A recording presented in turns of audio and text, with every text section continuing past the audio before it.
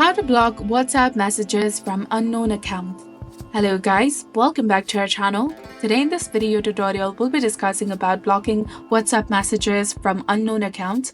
So now let's get started. So WhatsApp is testing a new feature that allows users to block messages from unknown numbers. And here's how it works.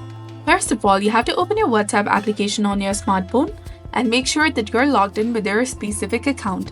Now tap on the three dots in the top right corner. Go to Settings. Then select Privacy, that is between account and avatar option. Tap on it.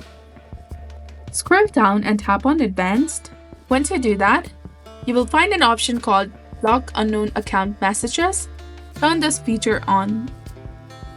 Once activated, this new feature will help enhance your protection by blocking messages from unknown contacts that go beyond a certain limit.